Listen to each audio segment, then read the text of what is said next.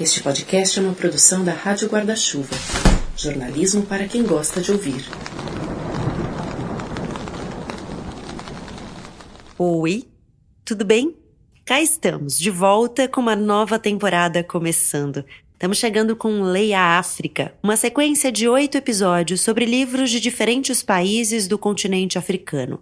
Como sempre, a pesquisa para escolher as obras-tema de cada conversa buscaram diversidade na autoria e no gênero literário. Também busquei combinar autores e autoras mais e menos conhecidos no Brasil para que possamos descobrir as tantas literaturas africanas. A boa notícia é que foi difícil escolher. Hoje tem muita coisa publicada por aqui. A literatura produzida por escritores e escritoras de África tem ganhado espaço e há muitas editoras brasileiras olhando para essa produção literária. A gente começa a nossa viagem hoje pela Nigéria. Mas antes de começar, eu quero te convidar a conhecer os planos de apoio financeiro ao Põe na Estante. Estão lá em catarse.me/Põe na Estante. Eu fiz uma conta. Entre leitura do livro, pesquisa, montagem do roteiro, produção dos convidados, apresentação e edição, que são as etapas do Põe na Estante, das quais eu cuido sozinha, cada episódio me demanda entre 25 e 30 horas de trabalho, que hoje eu faço pelo amor à literatura. Mas sabe como é? Os boletos estão chegando e seu apoio faz toda a diferença, inclusive para que outros profissionais, como hoje, o que faz a capa dos episódios e o que faz a mixagem de som, para deixar o som chegando gostosinho aí ao seu ouvido, possam trabalhar comigo nesse processo. Você consegue ajudar com valores a partir de R$5 mensais e pode acreditar, faz toda a diferença. Considere essa ideia se você puder. Bom, e aquela dica boa de Rádio Guarda-Chuva, rede de podcasts jornalísticos que o Põe na Estante integra. Agora a gente tem um parceiro novo, é o Diversifica, podcast do portal dos jornalistas que discute diversidade, equidade e inclusão no jornalismo, um programa apresentado pela jornalista Luane Belli para pensar um jornalismo mais plural. Recomendo todas as conversas da primeira temporada que já estão nos tocadores. Agora bora para a nossa conversa? Tudo começara como um sonho. Sabe aquele tipo de sonho que parece que sai de lugar nenhum, mas que sempre soubemos que existia? Dava para senti-lo, ele podia até dirigir nossos atos. Primeiro de forma inconsciente até virar uma realidade, uma presença. Ada não sabia com certeza o que originara seu sonho quando afinal tudo começara. Mas a âncora mais antiga que conseguia atrelar aquela torrente de coisa nenhuma datava de quando tinha uns 8 anos de idade. Não estava segura, nem mesmo de ter sido aos 8 anos, porque, claro, era uma menina. Uma menina que havia chegado quando todos esperavam e previam um menino. Assim, já que era um desapontamento tão grande para os pais, para a família imediata, para a tribo, ninguém pensou em registrar seu nascimento. Uma coisa tão insignificante, porém isso Ada sabia. Havia nascido durante a Segunda Guerra Mundial. Sentia-se com 8 anos quando estava sendo guiada por seu sonho, pois uma criança com menos idade não teria sido capaz de fazer tantas travessuras. Evocando isso tudo agora, já adulta, sentia pena dos pais. Mas a culpa era deles mesmos. Em primeiro lugar, não deveriam tê-la tido, pois se não tivesse nascido, muita gente seria poupada de muita incomodação. Bem, Ada achava que estava com 8 anos na época em que sua mãe e todas as outras mulheres da sociedade se dedicavam a recepcionar o primeiríssimo advogado da cidade delas, Ibuza. Sempre que alguém dizia a Ada que Ibuza era sua cidade, ela sentia dificuldade em entender. Seus pais, diziam-lhe, eram de Ibuza, assim como seus tios e tias. Pelo que lhe falavam, Ibuza era uma bela cidade. Desde muito pequena haviam-lhe dito que as pessoas de Ibuza eram gentis, que a comida de lá era fresca, que a água da fonte era pura e o ar limpo. As virtudes de Ibuza eram cantadas com tanta insistência que Ada passou a considerar o fato de ter nascido num lugar abandonado por Deus como Lagos uma desgraça. Seus pais diziam que Lagos era um lugar ruim para criar os filhos, porque ali as crianças começavam a falar com sotaque iorubá e Ngibati. Ruim porque era uma cidade com leis, uma cidade onde a lei determinava tudo. Em Ibuza, segundo eles, a lei era aplicada com as próprias mãos. Se uma mulher tratasse mal seu filho, você ia diretamente até a cabana dela, arrastava-a para fora e lhe dava uma surra, ou levava uma surra, conforme o caso. Assim, se você não quisesse ser arrastada para fora e levar uma surra, não maltrataria o filho de outra mulher. Lagos era ruim porque esse tipo de comportamento não era permitido. Você era obrigada a controlar sua fúria. O que ensinaram a Ada era contra a lei da natureza. Há destinos que parecem incontornáveis. Onde você nasce, que cor de pele você tem, qual é o seu gênero, onde você vive. Tudo isso pode definir o seu status, a sua classe, as portas que se abrem e as que se fecham. Ada é guiada pelo desejo de estudar, de conhecer, de ler e depois também de escrever, de narrar. Mas é uma mulher em um país em que as mulheres valem pelo dote e pela fertilidade, em que precisam de autorização e consentimento. A Inglaterra é sua meta, sem saber que a imigração é uma jornada à parte que agrega camadas de dificuldade quando as coisas já não são lá muito fáceis. Cidadã de segunda classe da nigeriana Buche Mecheta é tema do episódio de estreia da 7ª temporada do Põe na Estante, que já começou.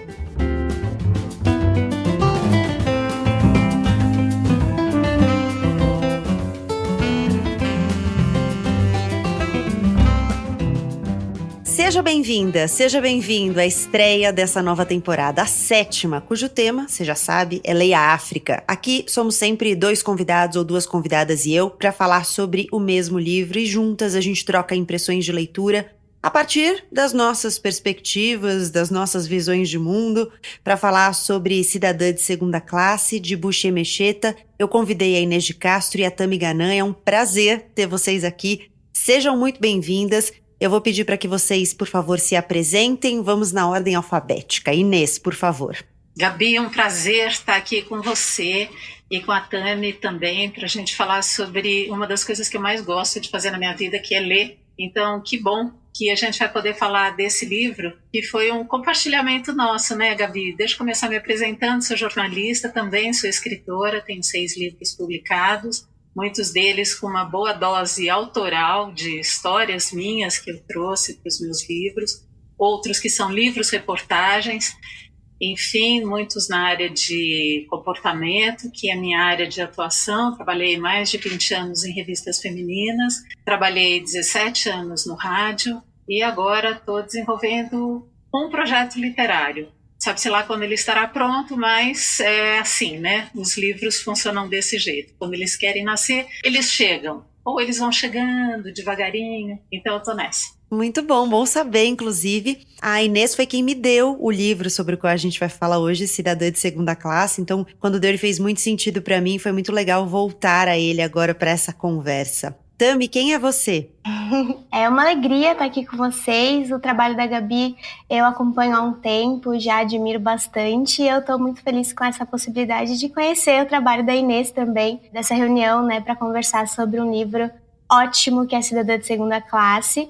Eu sou a Tami Ganan, eu sou crítica literária e pesquisadora de narrativas brasileiras contemporâneas. Eu sou responsável pelo Literatami, que é uma plataforma multimídia de conteúdo literário e crítica literária independente nas redes sociais. Também sou curadora do Clube de Literatura Brasileira Contemporânea e uma das administradoras do perfil Biblioteca Ligiana, que diz respeito à literatura de Lígia Fagundes Telles. Então, mais uma vez, é uma grande satisfação estar aqui com vocês hoje. Estou empolgada para o papo. Eu fico muito honrada também com a presença de vocês, que são 2 pessoas que eu admiro, cujo trabalho também acompanho, então acho que vai ser muito legal essa troca. E eu vou começar perguntando para vocês o que vocês destacariam de principal no livro, assim? Eu acho que esse é um livro que... Tem alguns livros que pegam a gente pela forma, tem alguns livros que pegam a gente pelas estratégias narrativas, né? Pela linguagem. Mas esse é um livro que me pegou pelo conteúdo. A história é muito forte, é muito tocante, a gente se identifica com a personagem em alguns momentos. Queria saber de vocês, o que pegou vocês, o que vocês destacariam pra gente partir daí? Então, vou começar falando que o que me tocou muito no livro A Cidadã de Segunda Classe é a dor dessa mulher e acho que até o final dela, da história, da narrativa dela, a ignorância que ela tem da própria condição. Ela vai demorando muito para perceber e vai tendo uma insistência, uma obstinação em provar para ela mesma que ela não é aquela cidadã de segunda classe que todo mundo diz para ela que ela é. E a gente vai acompanhando essa história na esperança da redenção. Pelo menos aconteceu comigo. Eu fiquei esperando, né? Não, alguma coisa boa. Agora vai dar certo, agora vai melhorar, agora a situação dela vai se desenrolar. E é uma dor sobreposta à outra. Então isso, ao mesmo tempo que representou um alento, perceber a esperança dessa personagem, que na verdade é ela, né? É a história dela, muito autobiográfico, meio catástico, assim, uma explosão dela, né, na história dela, mas a esperança que ela não desiste de ter. Eu tive uma experiência muito parecida com a sua, assim, Gabi. Também chamou mais minha atenção essa coisa do tema, né, os temas que a Bush trabalha, porque eu acho que ela é uma autora muito competente nesse retrato das iniquidades que atravessaram a sua vida enquanto mulher, enquanto mãe, enquanto imigrante negra. Ela teve uma trajetória, né, a vida muito parecida à da Ada, que é a protagonista do livro.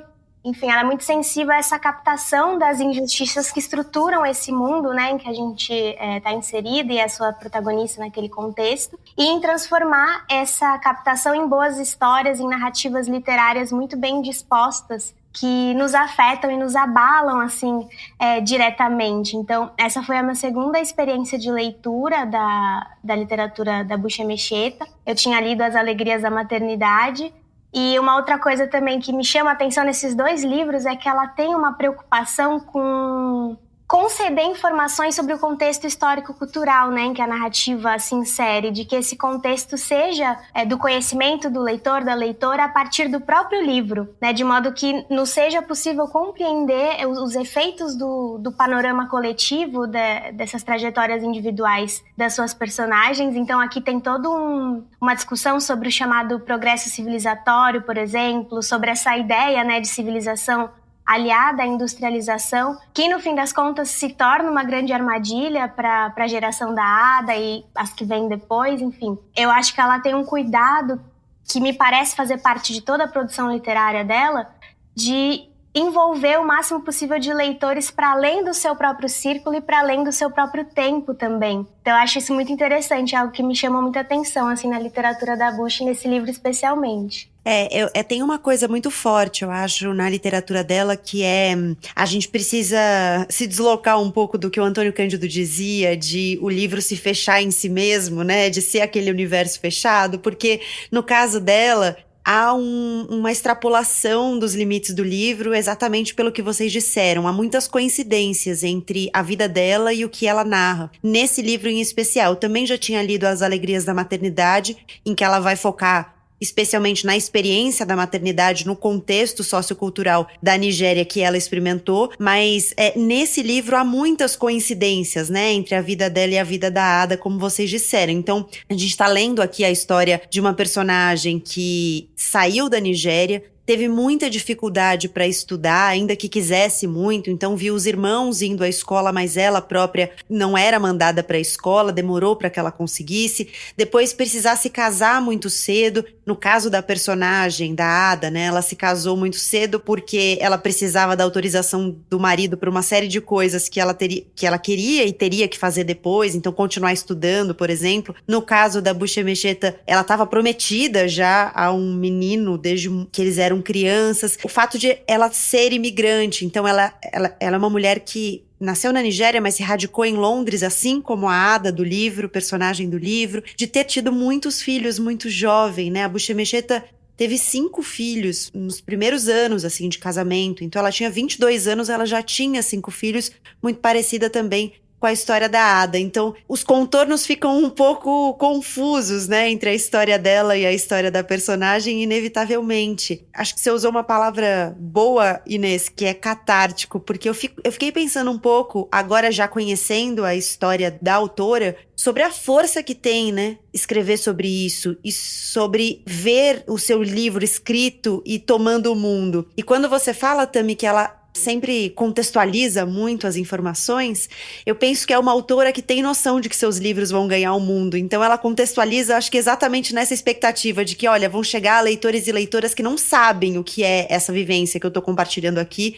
então eu vou explicar um pouco mais. E o mais incrível, Gabi, que eu fico imaginando, é que essa história se passa nos anos 60, e ela é uma mulher nasceu em 1940 e poucos, né? 42, 44. Ela nasceu em 44. O livro é 70, que ela tem uma hora que eu até notei, que ela fala assim, porque aqui na década de 70, meio que pontua a gente, fiquei né? pensando assim, o que era o Reino Unido nos anos 70, né? A geração dos Beatles, que Inglaterra era aquela, e que Londres era essa, da Ada, em que ela está inserida, onde ela não tem direito a absolutamente nada. E aí se configura o desenho dessa cidadã de segunda classe, esse marido que o tempo inteiro fala para ela, né? Você é uma cidadã de segunda classe, quer dizer, não se iluda com essa ideia de que só porque você estudou você é melhor, ou você vai ser melhor, porque é nisso que ela acredita verdadeiramente, essa é a força dela, né? De continuar indo para frente, mas aí ela se depara com aquelas barreiras, né? Os próprios imigrantes que não dão acolhida, não tem solidariedade ali, né?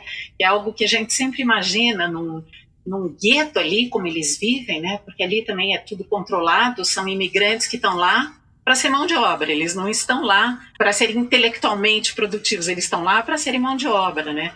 E aí tem essa outra passagem do livro, aquele marido querendo doar os filhos, né, passar os filhos para frente, porque é mais uma confirmação do que ele quer dizer para ela, né? Você é de segunda classe, você não tem direito nem de criar os teus filhos, a gente não está aqui para ficar criando filho. Então, que Londres era essa em que ela vivia, né? Eles viveram nesse contexto, que cenário maluco. Eu fiquei tentando fazer esse exercício, assim, de imaginar aquela Londres, onde tudo parece que eclodia muitos movimentos culturais e, ao mesmo tempo, uma franja de imigrantes que não tinham direito a absolutamente nada, nem sequer eram enxergados pelo Estado. Para ela, estava ótimo ser uma cidadã de primeira classe durante a parte do dia em que trabalhava numa biblioteca limpa, com aquecimento central. Mas e seus filhos? Quem ia cuidar deles? Como o fim das férias escolares de verão estava se aproximando, Frances aceitou se ocupar dos filhos temporariamente.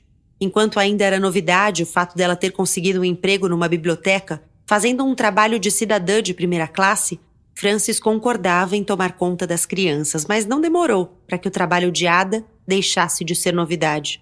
Todo mundo o aceitava como um muxoxo de desdém. "Quem vai tomar conta dos seus filhos para você?" perguntou Frances um dia, enquanto ela acomodava os bebês no sofá-cama. "Não posso continuar me encarregando, você vai ter que encontrar alguém. Não posso continuar tomando conta dos seus filhos para você." Ada se virou perplexa. Na verdade, não estava surpresa com o fato de Frances dizer aquilo, pois sabia que aquele momento chegaria. O que não percebera, porém, era o ressentimento em relação às crianças se acumulando em Frances. Deu-se conta da raiva contida do marido quando ele se referia aos pequenos como filhos dela, e não deles. Na Nigéria, quando os filhos se comportavam bem, eram do pai, haviam puxado por ele. Mas quando se comportavam mal, eram da mãe, haviam puxado por ela e pela velha mãe da mãe. Ada se assustou. Por Frances, captava os comentários dos vizinhos. O senhorio e a esposa tinham quase 40 anos de idade, estavam casados havia 10 ou mais, mas a esposa não tivera filhos. Para começar, o casal não havia gostado da ideia de Frances de trazer os filhos para a Inglaterra. Haviam-no avisado de que teriam dificuldades, mas não disseram nada quando ele lhes contou que Ada já comprara as passagens. Se consolaram com o fato de que, afinal, as crianças não ficariam na companhia dos pais na rua Ashdown. Seria preciso confiá-los a pais adotivos. A maioria dos nigerianos com filhos entregava as crianças a pais adotivos. Nenhum casal, em seu juízo perfeito, sonharia em manter os filhos consigo. A noção de pais adotivos era tão generalizada que as donas de casa africanas que viviam na Inglaterra acabavam considerando a mãe adotiva a verdadeira mãe de seus filhos. Dizem que na Inglaterra, as crianças nigerianas têm duas mães, a mãe que põe no mundo e a mãe social. Nem bem se dava conta de que estava esperando um filho. Em vez de comprar um carrinho e tricotar sapatinhos, a dona de casa nigeriana publicava um anúncio procurando uma mãe adotiva. Ninguém se preocupava em saber se a mãe era ou não adequada. Ninguém queria saber se sua casa era limpa ou não. A única preocupação de todas era que a mãe adotiva fosse branca. O conceito de brancura acobertava um sem número de pecados. Tem uma coisa curiosa, né? Porque ela começa a usar insistentemente e consistentemente a expressão cidadã de segunda classe a partir dessa visão do marido quando ela chega à Inglaterra, mas ela já traz uma narrativa ou uma experiência de cidadã de segunda classe também quando ela estava na Nigéria por ser mulher, né? Então todas as coisas a que ela tinha que se submeter, que ela conta, todas as autorizações que ela precisava, as situações em que ela só poderia estar quando tivesse não só autorização, mas às vezes até a presença de um outro homem que não fosse o marido, que tivesse que ser o irmão ou o pai, que essa é uma coisa marcante do livro, né? O pai morre muito cedo, e essa é mais uma experiência que as duas compartilham, a personagem e a autora. O pai morre quando ela é muito jovem, e isso vai marcar profundamente o futuro dela, porque é uma ausência que é sentida na concretude, né, na falta que faz essa presença masculina para que ela possa seguir alguns caminhos, e também na subjetividade, né, nas coisas que ela imagina, aquela fantasia que poderia ser diferente ou que poderiam ser diferentes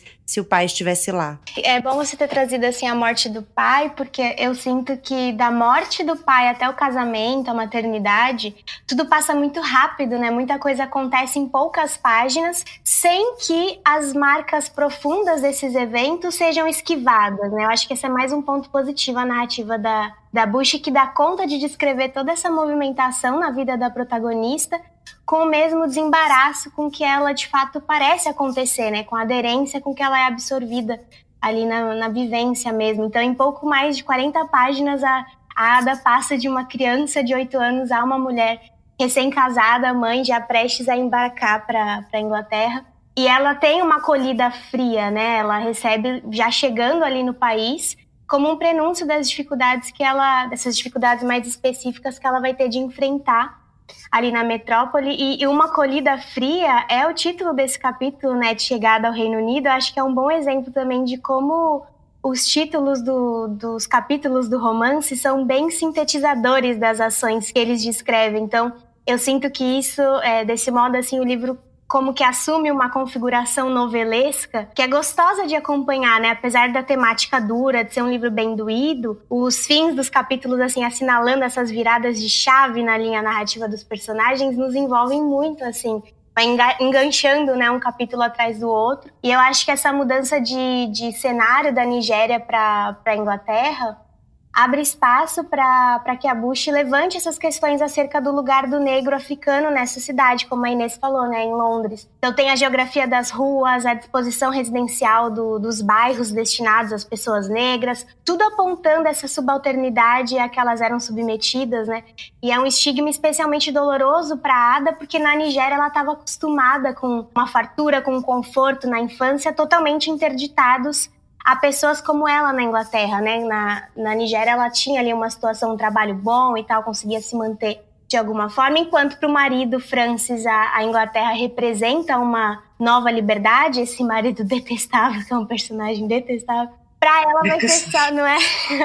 Vocês falando do marido, eu aqui virando os olhos, porque, meu Deus. Mas pra Ada vai ser só um estreitamento, né, desses grilhões que aprisionam ela. Então, além das obrigações maternais, ela também fica responsável por sustentar financeiramente a família.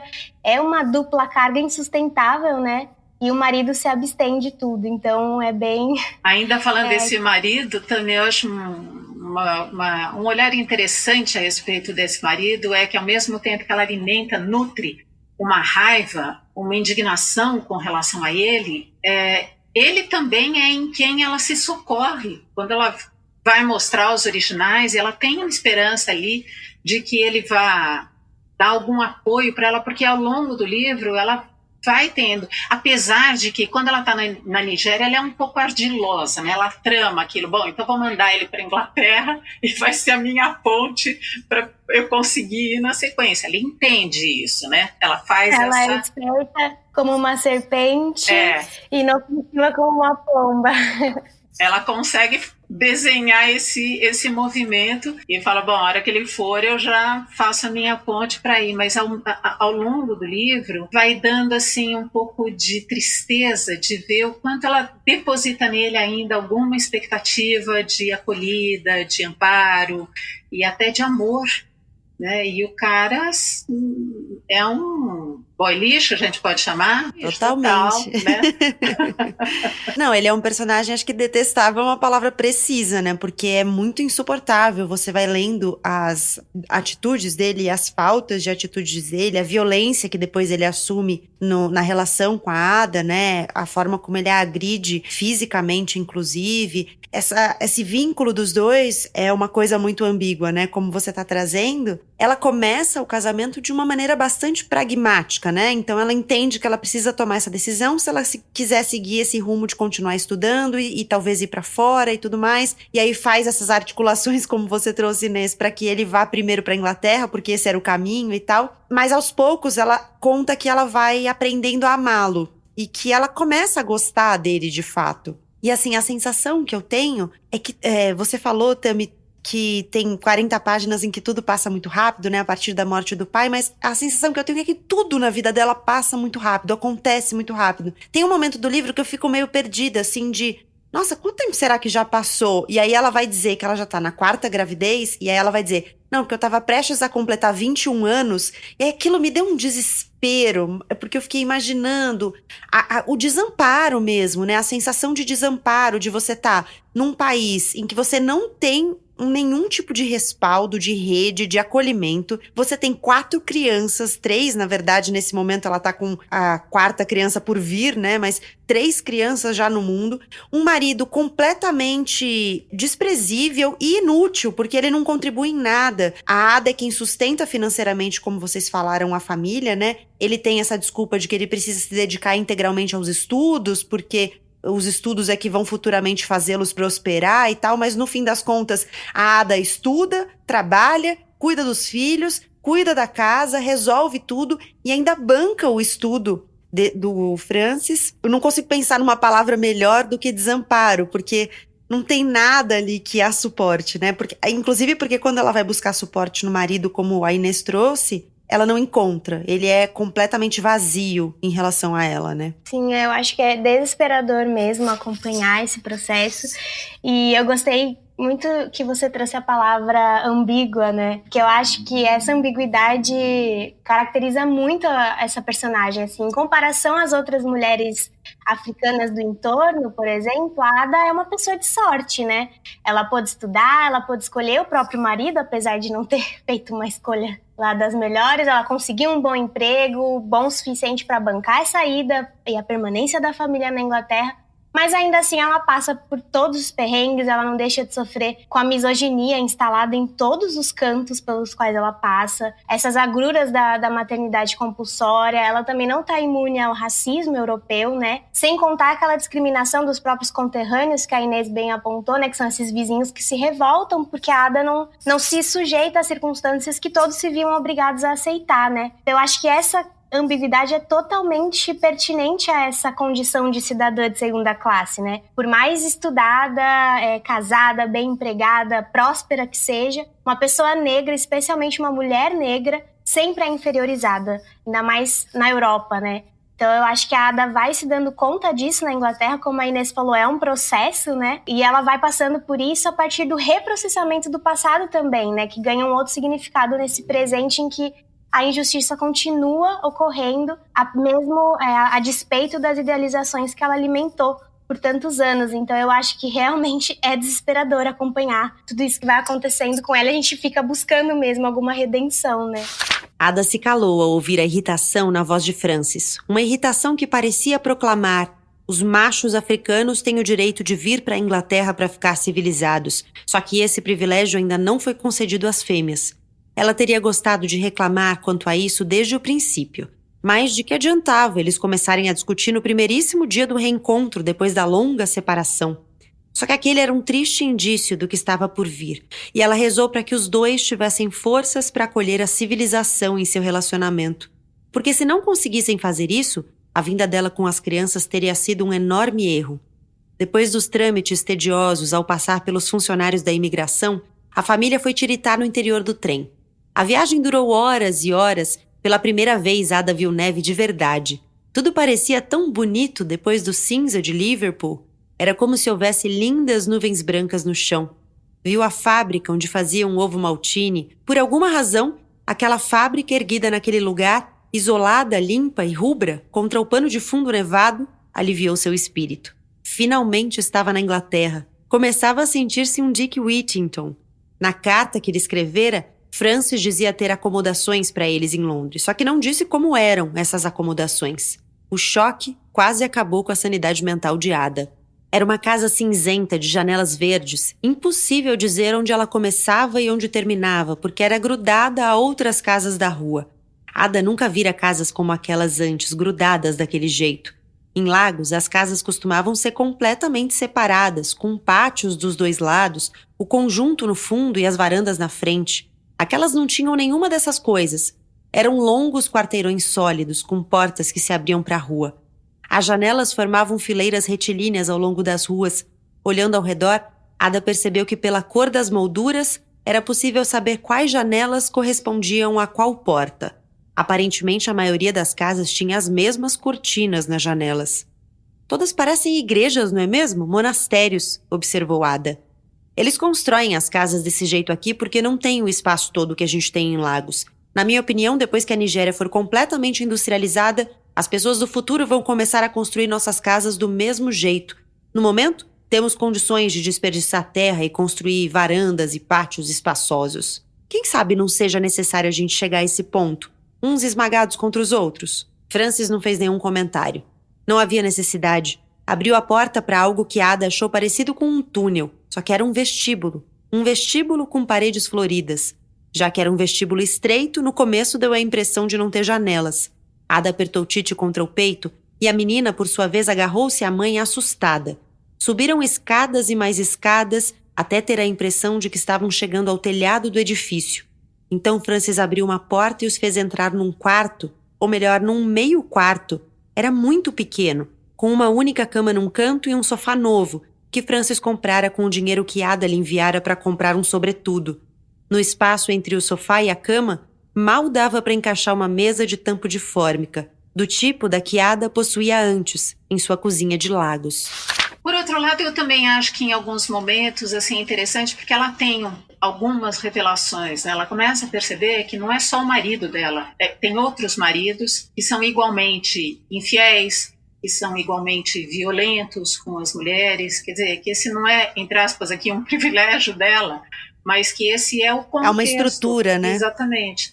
É daquele jeito, assim como o sonho que ela alimentou, né? Porque ela, enquanto é criança, ela tem esse sonho construído de que Londres é a terra prometida, é onde tudo vai acontecer e se depara com uma realidade que não tem nada a ver com o que ela idealiza. E vai lá e se dá conta daquilo. E também se dá conta de que os maridos são daquele jeito e que os seus conterrâneos são daquele jeito. E aí, mais uma vez, eu gosto, são momentos assim, que me dão um pouco de alívio quando ela fala assim, não vai dar para fazer controle de natalidade, né? Ela já tem acho que 4 filhos, já está no 5º filho, ela fala, então vou fazer por conta própria.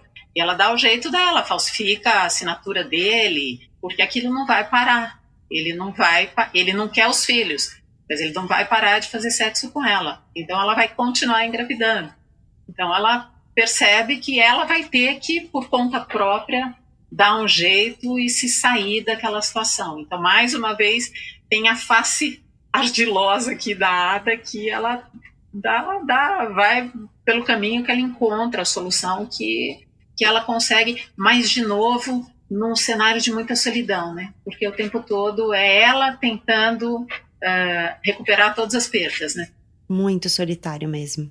Segura aí rapidinho que em menos de 1 minuto a gente já continua a conversa aqui com a Inês de Castro e a Tami Ganã. Eu quero só trazer um convite feito pela artista visual Priscila Ashe, que está ocupando bibliotecas públicas com uma exposição muito bacana a ideogramas sonoros. Oi, Pri! Oi, eu sou a Priscila Ashe, sou artista e jornalista e queria te convidar para conhecer a exposição Ideogramas Sonoros, Novos Caminhos entre as Linguagens. Eu criei, junto com o compositor Fábio Guimarães, 27 obras de arte interativas para você viver uma experiência única com a pintura, a poesia e a música. Dá para conferir tudo isso em 3 bibliotecas públicas municipais de São Paulo, de 15 de agosto até 30 de setembro. As bibliotecas são Alceu Amoroso Lima, no bairro de Pinheiros, Viriato Correia, na Vila Mariana, e Afonso Toné, na Moca. É importante levar o celular e o seu fone de ouvido. O nosso projeto foi contemplado pelo edital de apoio a projetos culturais descentralizados de múltiplas linguagens e é uma realização da Secretaria Municipal de Cultura de São Paulo. A gente te espera lá, hein? Você também pode acompanhar as nossas redes sociais, @ideogramas.sonoros.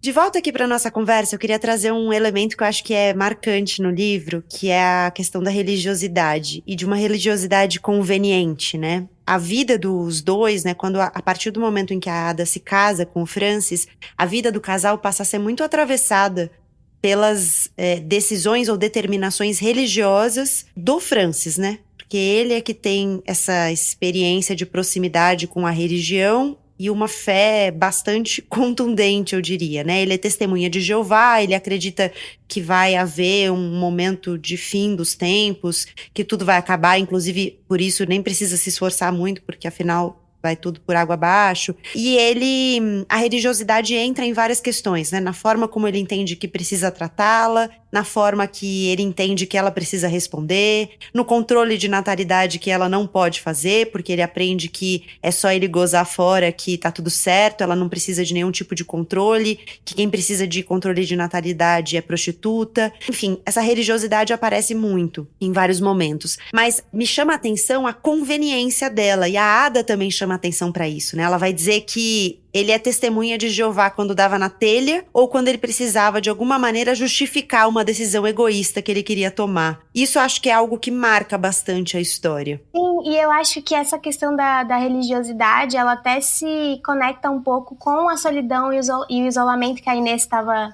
comentando também, que são muito bem pontuados no livro, né? Esse afastamento inevitável de quem tem sempre que explicar ao outro os costumes do seu país, muitas vezes sem sucesso. A Ada se vê nessa situação em alguns momentos. E ela é uma mulher cristã, né?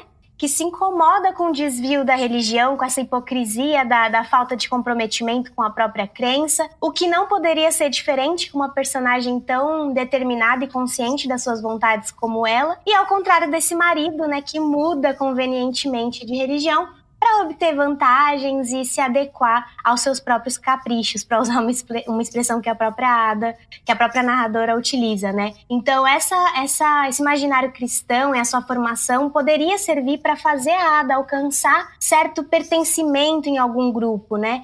Mas mesmo as igrejas protestantes em Londres são completamente diferentes da Nigéria, elas atuam sob outras dinâmicas, com outros comportamentos. Então, a Ada se põe a pensar, né? Haveria limites geográficos para os deuses e para as tradições? Ela busca lá os deuses dos seus ancestrais, ela fica pensando, será que aqui eles têm algum contato, não sei, funciona, sabe? Então, muitas vezes as suas tendências religiosas rendem alguns questionamentos internos que deixam a Ada em beco sem saída mesmo, né? À medida que reforçam também a sua submissão, a sua inadequação, o seu estrangeirismo. Às vezes ela busca ali na Bíblia algum consolo e encontra um reforço às opressões, mas eu acho que no fim das contas, ainda que opressora, a religião acaba sendo para ela um ponto de ancoragem interior mesmo, fundamental, sabe? Acho que é mais um desses elementos complexos e polivalentes da identidade da Ada. Ela cita uma presença, né, que ela percebe com ela quando ela era criança e quando ela chega à vida adulta. Ela quer chamar essa presença pra perto, quer evocá-la mais uma vez e não consegue senti-la, né? Fica pensando, será que ela ainda tá comigo? Onde é que ela tá? Eu queria sentir isso de novo, com mais força, né? Ela chama de presença, ela não fala, não dá um nome. Será que eu consigo me salvar, né? Nesse contexto de cidadã de segunda classe? Porque são tantas camadas de segunda classe, né? Quer dizer, o que a religião pode fazer por essa mulher? Ela é uma mulher fazedeira, né? Isso o tempo todo ao longo do livro fica muito claro o quanto ela é uma mulher empenhada em fazer. E acho que isso também é a tábua de salvação desse personagem, dessa mulher, porque ela acredita seriamente que fazendo ela vai conseguir. Então ela continua fazendo. Ela não tem 3 jornadas, ela tem 4 jornadas. Né? Ela trabalha, ela paga, ela cuida da casa, ela cuida dos filhos e ela paga para o marido também viver, estudar, aquela coisa toda. E transar com outras mulheres. Isso, e mais, e tudo mais. Bem, debateu Ada consigo mesma, já que Obosh era uma deusa tão poderosa, talvez soubesse como protegê-los da ira dos outros deuses. Mas o fato de Ada ser cristã complicava ainda mais as coisas. Por acaso, o Deus dos cristãos, no qual Ada acreditava, não dissera a Moisés em alguma ocasião que era um Deus ciumento, punindo a iniquidade dos pais sobre os filhos até a 3ª e 4ª geração dos que me odeiam? Aquele Deus os odiaria por mascar aqueles pedaços de noz de cola. Disso Ada estava segura.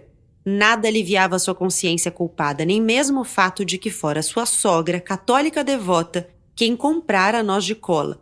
Nem o fato de que ela própria, a sogra, estava mascando, na maior felicidade. Ada olhou para Francis, que toda sexta-feira andava para baixo e para cima com a Bíblia, lendo para as pessoas as boas novas do reino numa revistinha vagabunda chamada A Sentinela. Bom, com a sogra não haveria problema. Ela iria correndo falar com o padre, que morava logo virando a esquina da igreja de São Paulo, e confessaria tudo a ele. O padre lhe daria pronta absolvição. Isso deixaria a consciência da sogra livre para pescar de novo, se tal fosse a sua vontade. Quanto a Francis, esse virava testemunha de Jeová sempre que lhe dava na veneta, ou quando estava atrás de uma desculpa para ser egoísta. Quando Ada ficou enfraquecida com o nascimento do primeiro filho dos dois, Francis doara seu sangue para salvar a vida dela, esquecendo-se de que as testemunhas não podem fazer isso.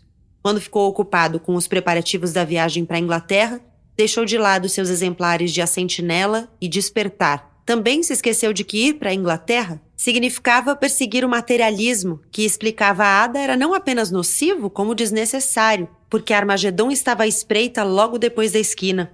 Para eles estava tudo bem, mas ela própria não sabia para que lado se virar. Na igreja que frequentava não havia padre a quem se confessar. Sua igreja era a Igreja da Inglaterra. Os fiéis da Igreja da Inglaterra não tinham nada que se assemelhasse a Despertar ou a Sentinela, assim como não dispunham de nenhum sistema de absolvição. A pessoa culpada que ficasse com sua má consciência. Mas espere um pouco, pensou Ada. Por acaso Jesus não dissera aos fariseus que era preciso dar a César o que era de César e a Deus o que era dele? Bem, era isso que eles estavam fazendo. Ela poderia citar o livro santo em defesa de seu ponto de vista. Não havia por que se preocupar. Essa experiência, né, na Inglaterra vai despertando a consciência da Ada sobre si e sobre o outro, né? Ela fala em um momento que o conceito de brancura, que acobertava um sem número de pecados, ela usa essa expressão, vai se revelar uma farsa ali para ela, né? O mito de que os brancos não mentem, que a Ada foi levada a acreditar por toda a vida, é destruído. E ela vê com os próprios olhos como as pessoas brancas são falíveis como quaisquer outras, né? Então, acho que todas essas questões atuam para que ela seja abandonada por essa presença, né, Gabi? A Inglaterra deixa de ser o sonho, se torna o fim do sonho, restando só essa carência mesmo de afeto, de cuidado, de oportunidades, a desilusão mesmo, né? Primeiro em relação ao Reino Unido, depois em relação ao marido, enfim, assim por diante. E eu acho que... Eu gostei que você falou dessa presença, porque eu gosto muito dela. Assim, no livro, eu acho que ela desaparece por um tempão, né, da narrativa, até que a sua silhueta se esboça novamente ali no horizonte da literatura, né, gente? Porque a Ada trabalha na biblioteca da cidade, então ela está em contato com os livros, ela tem ali na biblioteca alguma abertura para uma amizade pela primeira vez, para autonomia também, e para esse retorno da presença que a orienta em direção aos sonhos dela. Então, eu acho muito bonito como é pela literatura que a Ada se opõe, dentro do possível, claro, à opressão e angaria esse tipo de autoconsciência resistente que eu acho que a diferencia da protagonista das Alegrias da Maternidade, por exemplo. O que eu atribuiria à escolaridade da Ada, essas oportunidades de estudo, de trabalho, das quais ela pôde usufruir e que não foram dadas, né, a Nhuego. Então, eu acho que o destino da Ada desenha uma defesa da erudição e da produção intelectual como alternativas a essa realidade opressora das mulheres, né? Eu acho isso muito bonito no livro. Eu ia chamar atenção para isso porque eu acho que certamente esse é um elemento belíssimo, né? Como ela coloca a literatura no patamar da redenção um pouco, né? As pequenas redenções que ela tem vêm por aí e o caminho que ela vai traçar também vem por aí, né? Eu não vou dar o spoiler aqui do fim do livro, mas o fim do livro ele não é totalmente fechado. E isso é bom. Eu considerei bom no fim das contas. Na verdade, imediatamente eu considerei ruim, que eu falei, não. Não é possível. Mas depois eu fiquei pensando e falei assim, mas que bom que esse caminho tá aberto, que ela tem outras páginas pra escrever, porque há um momento em que ela começa a escrever, né? Então isso vai ser importante pra ela, colocar a história dela, ver como as pessoas reagem à história dela, né? Tem esse amigo que ela faz na biblioteca que fala, isso tá muito bom, vamos levar pra uma editora.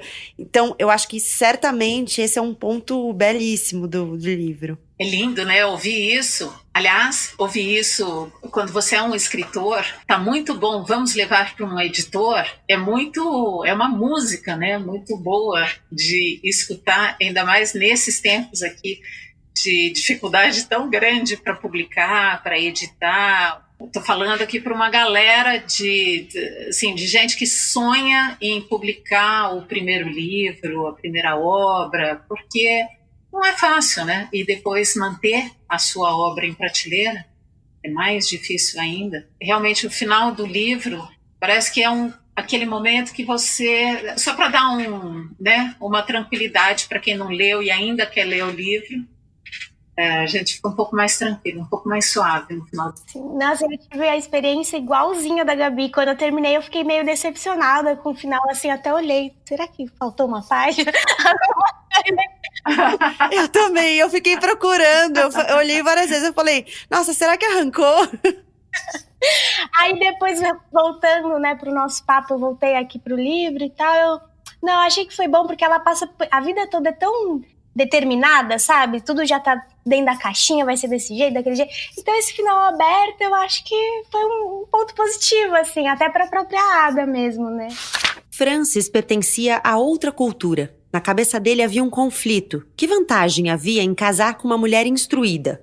Porque seus pais haviam precisado pagar uma quantia alta por ela, se depois ela não faria mais do que ir para a Inglaterra e começar a moldar sua vida ao modo das inglesas, recusando-se a trabalhar, só ficando ali sentada sem fazer nada, além de lavar as fraldas dos bebês. Para ele, aquilo era trapaça. Porque ele precisava trabalhar e estudar à noite, aos sábados também, enquanto Ada passava a vida sentada sem fazer nada. Francis começara a faltar ao trabalho por qualquer pretexto. Quando chovia muito, tinha certeza de que apanharia um resfriado. Não saía de casa antes de 8:50 e era suposto chegar ao trabalho às 9. Ada dizia e repetia que ele levaria pelo menos meia hora para ir até o escritório, mas Francis não ouvia. O primeiro encanto de seu novo poder, o poder adquirido pelo conhecimento de que, pela primeira vez na vida casada dos dois, estava levando dinheiro para casa, se desfizera. Francis percebia que Ada não se comovia com esse seu novo poder, porque o dinheiro que ele lhe dava para os gastos da casa era apenas suficiente para comprar a comida que ele próprio consumia. Ada não se incomodava. Depois de gastar todo o seu fundo de pensão, começaria a aceitar trabalhos de costura para a fábrica de vestuário perto do Crescent. O proprietário da fábrica gostou da amostra que ela lhe forneceu e disse que lhe daria um emprego em meio período assim que ela tivesse condições de assumir. Ada gostou da ideia porque assim poderia trabalhar em casa e cuidar dos filhos, mas a principal razão era que Francis não estaria em casa e sim na companhia de outros homens. Imagine só, ela finalmente casada na verdadeira acepção da palavra, exatamente como outra mulher qualquer. Foi nessa disposição feliz de espírito que Ada andou até a pequena filial da Woolworths, perto da Crescent, para comprar 4 cadernos escolares e começar a escrever dote de esposa. Quanto mais escrevia, mais se convencia de que sabia escrever e mais gostava de escrever. Eu queria trazer um aspecto que acho que aparece na literatura dela de uma maneira geral, né? Porque ela, nos livros dela, olha bastante para a questão do patriarcado. Ela vai fazer essa crítica, né? Do que é ser mulher em vários contextos, das demandas de maternidade e de esposa no Cidadã de Segunda Classe. Logo no começo ainda, quando ela é criança, há um momento em que ela consegue finalmente ir à escola, e aí querem tirá-la da escola. E aí alguém da família dela vai dizer, não, deixa ela mais tempo na escola, porque quanto mais tempo ela ficar, maior vai ser o dote que o marido vai ter que pagar por ela. Então, mesmo quando há uma permissão para ela estudar, né, é uma visão totalmente utilitarista do retorno que essa educação vai trazer financeiramente, inclusive. E isso aparece em vários livros dela, e eu queria chamar atenção porque aqui ela tem vários filhos, né? A Ada tem vários filhos. Até o momento que a gente acompanha, ela tá na 4ª gravidez. Há uma expectativa sempre em torno do nascimento para saber se vai ser uma menina, se vai ser um menino e o que isso vai representar. Isso é muito forte no Alegrias da Maternidade. Isso talvez seja a questão central do livro, o ser mãe e depois o ser mãe de um menino. Mas aqui também aparece. E acho que ela traz isso repetidamente porque essa é uma experiência um pouco inesgotável mesmo, né? Todas nós mulheres, em maior ou menor grau, a depender do contexto sociocultural que a gente tá, da geografia que a gente ocupa no mundo e de uma série de questões, né? A gente vai, em algum momento, se deparar com o patriarcado interferindo na nossa vida. Nascer mulher determina muitas coisas. Ser mãe de uma menina, no caso dela, determina muitas coisas. E ser uma menina, depois uma mulher, também determina muitas coisas. E acho que para todas as mulheres isso vai aparecer. Eu acho que isso também é forte no livro, na identificação, né? Porque apesar de eu não ser uma mulher nigeriana, de eu ser uma mulher branca, de eu não ter vivido a experiência da imigração, tem vários momentos em que ela vai contar coisas muito duras, em que eu me reconheço com algum deslocamento, mas me reconheço ali, falo, nossa, isso é tão comum na vida das mulheres, né? É inevitável que a gente se reconheça, né, Gabi? Ainda mais porque a nossa história de embates femininos, de embates e de conquistas, ela vem de muito pouco tempo, né? Outro dia eu estava conversando com um rapaz bem jovem e ele falou assim para mim, nossa, mas essa coisa do feminismo então é antiga. Eu falei, mas é muito mais antiga do que você está imaginando, porque o feminismo se divide em algumas etapas, né? A segunda é exatamente nesse momento aqui em que se encontra o livro da Buchi. É a época do controle de natalidade ao qual a personagem do livro não tem direito. Ela não tem essa escolha, ela não pode fazer essa escolha. Então, isso acaba determinando para essa mulher uma condição que é muito desfavorável. E a desilusão do marido, por exemplo, toda vez que... Porque para ele, a culpa de ter uma filha mulher é dela. É ela que é a responsável por uma filha mulher. O que nós vamos fazer com uma filha mulher? Uma filha mulher representa um problema naquela sociedade. Não vai prestar para quase nada. Então, é inevitável que a gente reconheça, porque muitos desses espirros, eles estão por aí pelo mundo, né? Semana passada a gente ainda estava falando que agora, puxa, finalmente as mulheres vão poder fazer laqueadura sem pedir autorização dos homens. Mas a gente está no século XXI. Como é que a gente ainda está discutindo isso?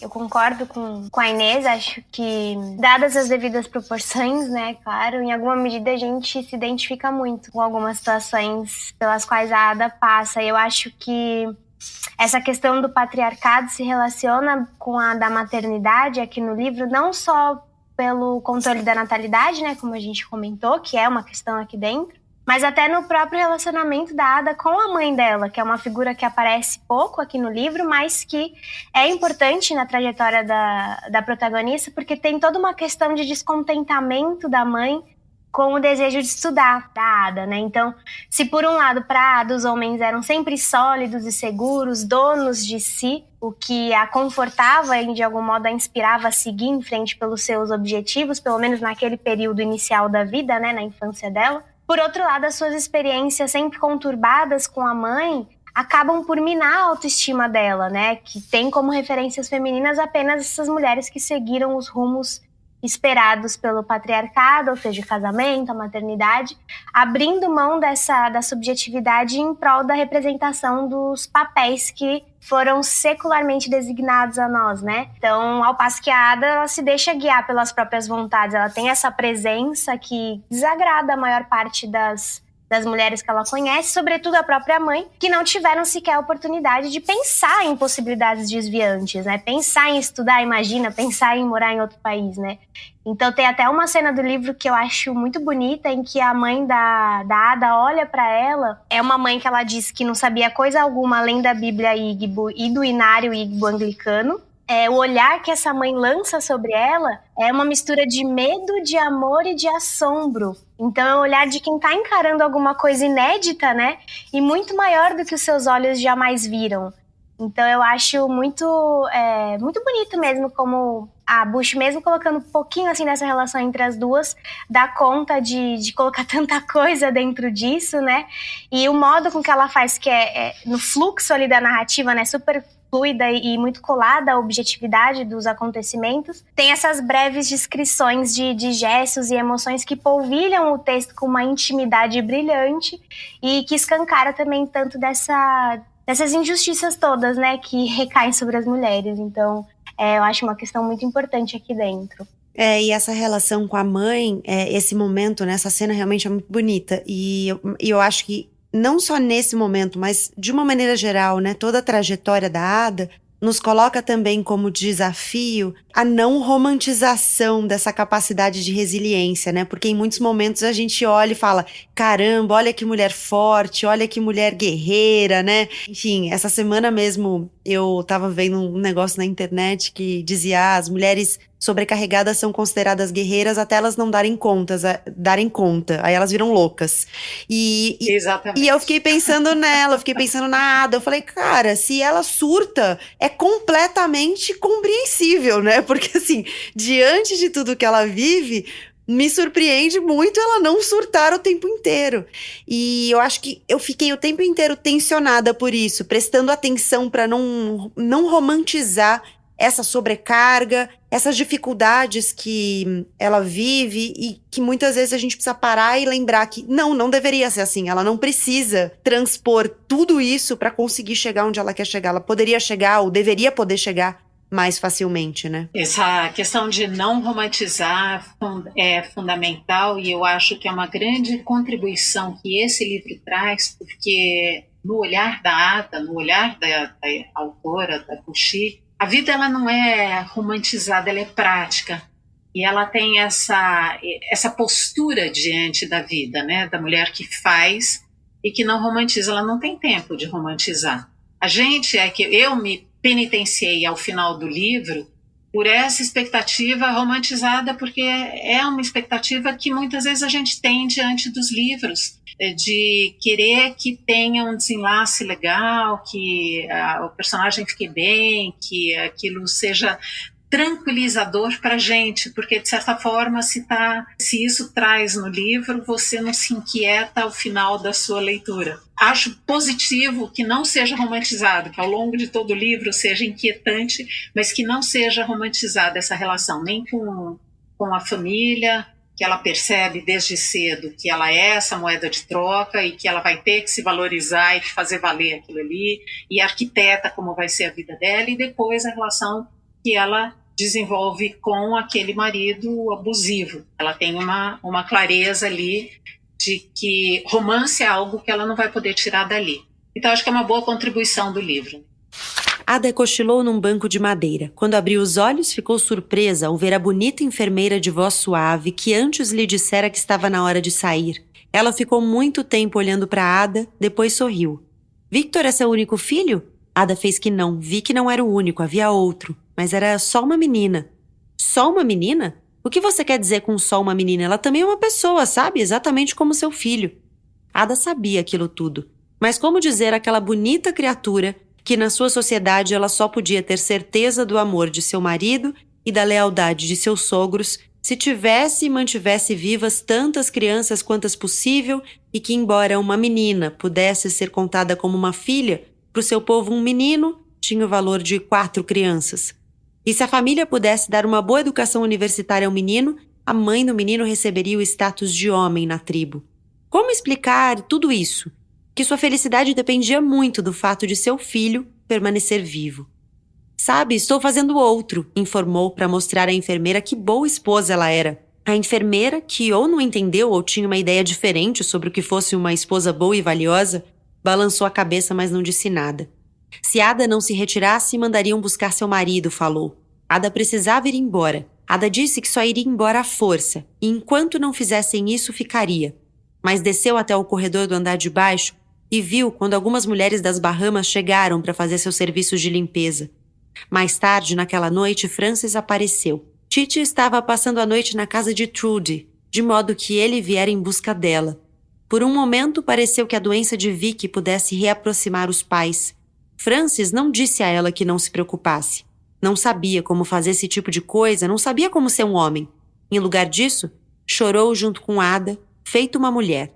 Cidadã de segunda classe, da nigeriana Bushemesheta, é da editora Dublinense, tem tradutora da Heloísa Jean. Aproveito para deixar uma homenagem a ela, que morreu esse ano e é uma figura muito importante da literatura no Brasil, do esforço para que a gente tenha mais literatura no Brasil e que a literatura chegue a mais pessoas. Foi ela que traduziu Cidadã de Segunda Classe, que é um livro de 251 páginas. Inês, Tami, um prazer enorme receber vocês. Muito obrigada mais uma vez e queria deixar esse último espaço para que vocês contem para as pessoas como elas encontram vocês, o trabalho de vocês, enfim, o que vocês quiserem dizer. Bom, foi um prazer estar aqui com vocês, a conversa passou voando, foi muito gostoso conversar sobre esse livro, que é um livro maravilhoso. E quem quiser acompanhar o meu trabalho é só buscar por Literatami em todas as redes sociais, Literatami com T-A-M-Y.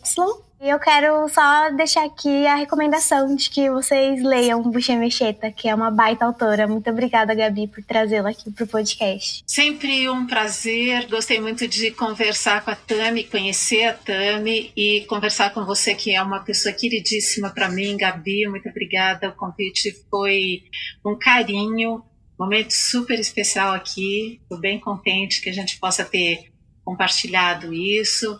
Quero convidar aí também quem tiver interesse em me ver alguns dos meus livros, estão todos ainda em circulação aí nas livrarias. A minha editora é a Panda Books, então são 6 títulos que eu tenho pela Panda Books, deles em parceria com o meu editor, que é o Marcelo Duarte, que é o Guia dos Curiosos, a gente escreveu juntos, mas tem outros livros, inclusive o Mamãe vai Trabalhar e Volta Já, que é um livro que é bem autoral, assim, é um livro que eu gosto muito, porque conta muito de mim e de outras mulheres também, que vivem repetindo essa frase, né? Mamãe vai trabalhar e volta já para a criança. Quando a criança chora, a mamãe já volta. E foi baseado nisso que eu escrevi esse livro. E também nas redes sociais eu tô lá, @InêsDeCastro_SP, para quem quiser acompanhar, ver um pouquinho mais de mim, do meu trabalho, do meu dia a dia. E assim a gente vai promovendo as trocas pela vida, porque afinal de contas é disso que se trata a vida e é isso que interessa, que faz a gente crescer. Não porém as trocas, nem vale a pena. É para isso que a gente tem o Põe na Estante também, para essas trocas. Que bom poder trocar com vocês. Voltem sempre, gente. Muito obrigada. Fim dessa estreia de temporada, mas logo logo estamos de volta. Na última sexta-feira de setembro, chega episódio novo até você. Não deixa de seguir ou favoritar o Põe na Estante no seu tocador preferido para saber sempre que tem episódio novo, conversa nova chegando por aí. No Instagram e no Twitter do Põe na Estante, @Põe na Estante nas 2 redes, estão todos os livros que vão compor essa temporada. Então dá um pulo lá, aproveita para seguir e vem ler com a gente. E para te lembrar, o Põe na Estante tem um clube do livro com encontros virtuais, mensais, é aberto, de graça, e para receber as informações ou se inscrever, é só escrever no e-mail poinestante@gmail.com para dizer que você quer participar. E as trocas nos encontros têm sido riquíssimas, te convido. Eu sou a Gabriela Maier, cuido da produção, do roteiro, da edição do Põe na Estante. O João Vitor Coura faz a mixagem de som. E o Arthur Maier é o artista responsável pela arte da capa do episódio. Muito obrigada pela sua companhia. Até já!